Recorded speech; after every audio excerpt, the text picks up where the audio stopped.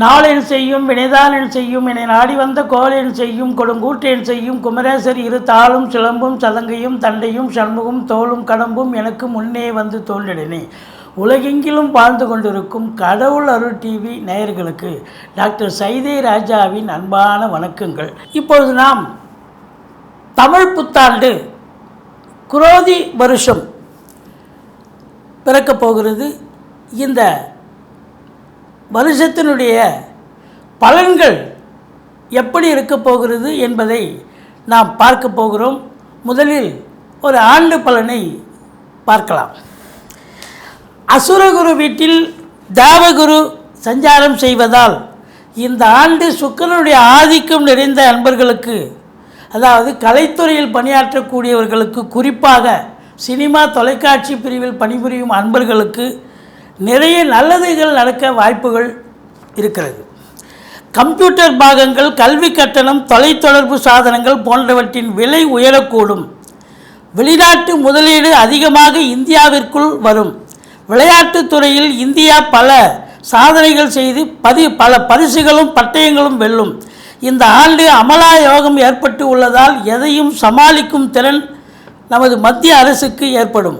வெளிநாட்டில் வசிக்கும் இந்தியர்களுக்கு பல பிரச்சனைகளும் தொல்லைகளும் ஏற்பட்டு வேலை வாய்ப்பு அவர்களுக்கு தடைபடக்கூடிய ஒரு நிலையும் உண்டாகும்.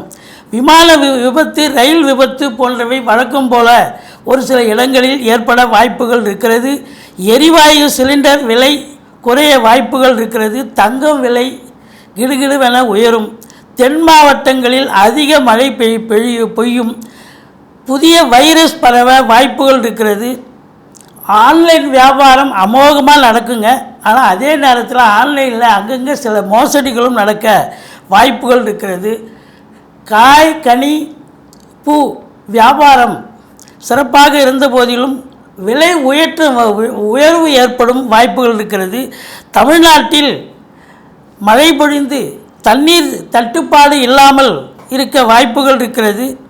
மற்றபடி இந்த ஆண்டு சிறப்பான ஒரு ஆண்டாகவே அமைய எல்லாம் வல்ல இறைவனிடம் பிரார்த்திப்போம். வாங்க ராசிக்குள் செல்லலாம். துலா ராசி அன்பர்களுக்கு வணக்கம்.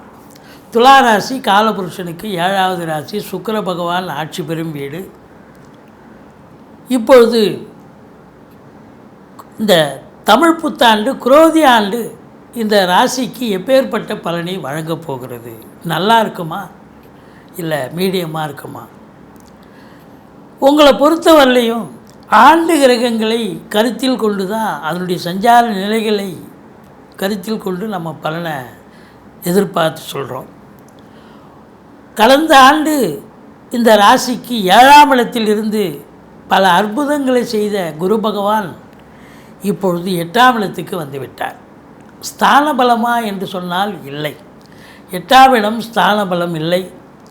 அதனால் உங்களை பொறுத்தவரையிலையும் பார்வை, குரு பார்வை கோடி நன்மை அப்படின்னு சொல்லக்கூடிய ஒரு நிலை. அப்போ குரு பகவான் 8ல் மறைஞ்சாலும் பார்வை பலம் எங்கெங்கே பதிய போகுது, என்னென்ன பலன்களை தரப்போகிறது அப்படின்னு பார்க்கலாம் வாங்க. குரு 2ஆம் இடத்தை குரு பார்க்குறார். சென்ற ஆண்டு குரு உங்களுக்கு ராசியை பார்த்தார். திருமணம் ஆகாதவர்களுக்கு திருமணம் ஆச்சு. ஒரு சிலருக்கு திருமணம் தடைப்பட்டதுன்னு சொல்லலாம். ஏன்னா 2ஆம் இடத்தை சனி பகவான் பார்த்துருந்தார். இப்போது சனி பகவான் பார்க்குறார். இப்போ குரு பார்க்க கோடி நன்மை. அப்போ கூட திருமணம் மட்டும் இல்லை, வீட்டில் நடக்கக்கூடிய சில சுப விசேஷங்கள் கூட நடக்க தடை இருந்தது. நடக்காமல் போச்சு. இப்போது குடும்பத்தில் சுப நிகழ்ச்சிகள் நடத்தக்கூடிய ஒரு அமைப்பு இருக்குது. வெளியார் சுப நிகழ்ச்சிகளுக்கு செல்லக்கூடிய ஒரு நிலையும் இருக்குது. பணம் பல வகையில் பையை நிரப்பக்கூடிய ஒரு காலகட்டம். உங்களை பொறுத்தவரையிலையும் பார்த்தீங்கன்னு சொன்னால், இந்த குரு பகவான் 8ஆம் இடத்தில் இருந்தாலும் பார்வை பலம் 2ஆம் இடத்தை பதிகிறதால பொருளாதார மேன்மை, குடும்ப மேன்மை, குடும்ப அமைதி, நிம்மதி, சந்தோஷம், குதூகலம் ஏற்படும். குடும்பத்தில் ஒரு பின் ட்ராப் எந்த பிரச்சனையும் இருக்காது. சந்தோஷமாக இருப்பீங்க, சகஜமாக இருப்பீங்க.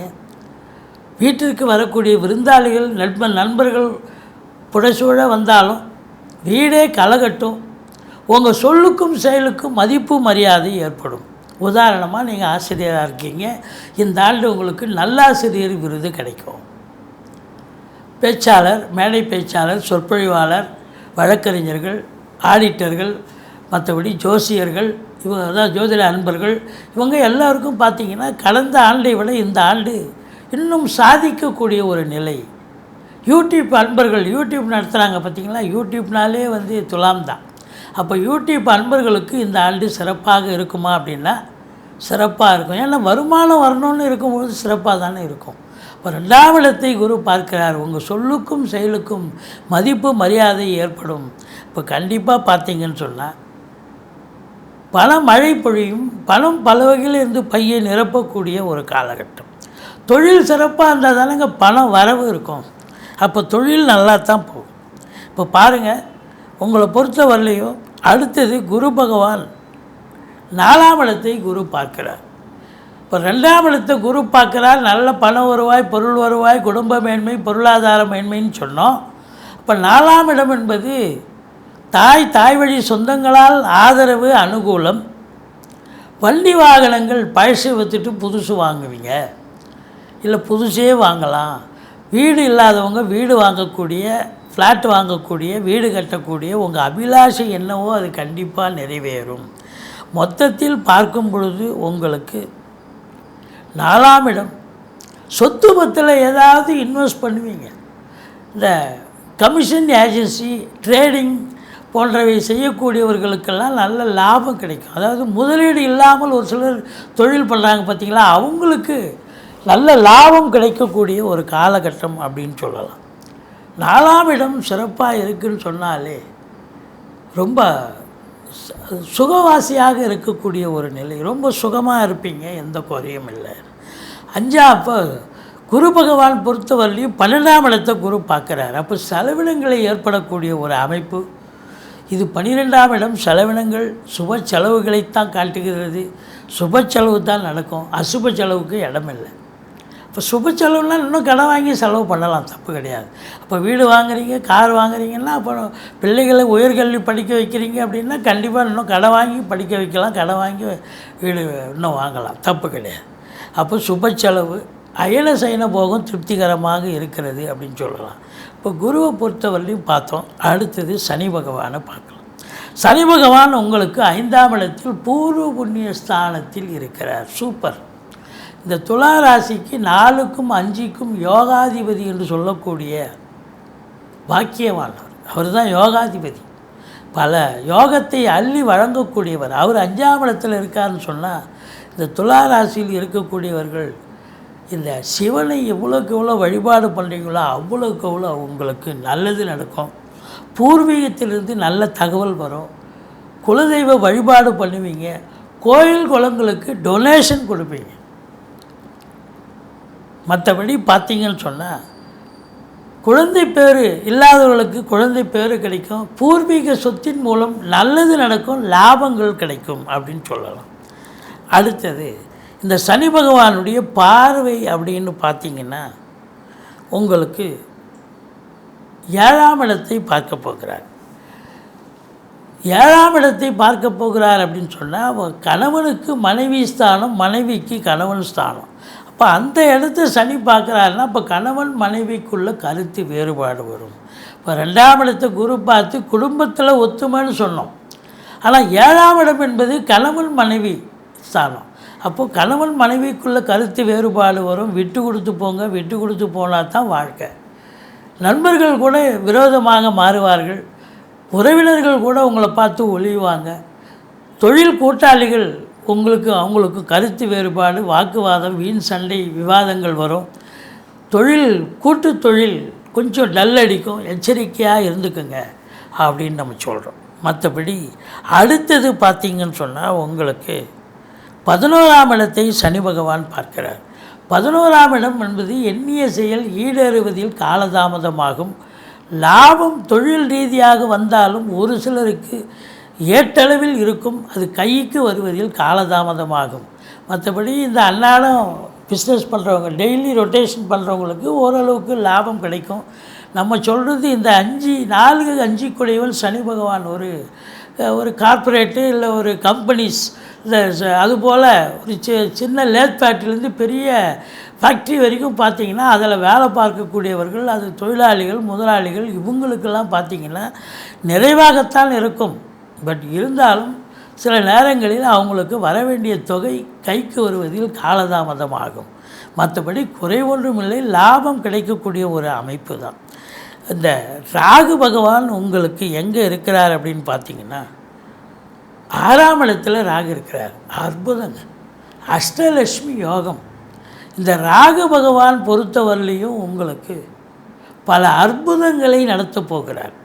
இந்த ராசியில் பிறந்த அன்பர்களுடைய தேடல்கள், இளைஞர்களுடைய தேடல்கள் இருக்கு இல்லையா, அவங்க என்ன இளைஞர்கள் என்ன பண்ணுவாங்க, படிப்புக்காக ஒரு நீட் எக்ஸாம் எழுதுவாங்க, இன்னும் மேற்படி படிக்கணும்னு. இல்லை படித்து முடித்தவங்க TNPSC, UPSC, service commission, railway service, bank எக்ஸாம்னு எழுதுவாங்க. அதில் தேர்ச்சிக்காக முயற்சி பண்ணுவாங்க. கண்டிப்பாக தேர்ச்சி பெற்று நல்ல வேலைக்கு வேலைவாய்ப்பு கிடைக்க பெறுவீர்கள். இல்லை ஸ்போர்ட்ஸில் ஈடுபாடு இருக்கும், ஸ்போர்ட்ஸில் ஈடுபாடு இருக்கிறவங்களுக்கு அதில் 10ஓட 11 இருக்கிறவங்க நம்பர் 1 நம்பர் 2 பொசிஷனுக்கு வரக்கூடிய ஒரு நிலை. மொத்தத்தில் எதிரிகள் ஓடி ஒளிவார்கள், கடன் சுமை படிப்படியாக குறையும், கோர்ட்டில் கேஸ் எதாக இருந்தால் சாதகமாக தீர்ப்பு வரும்.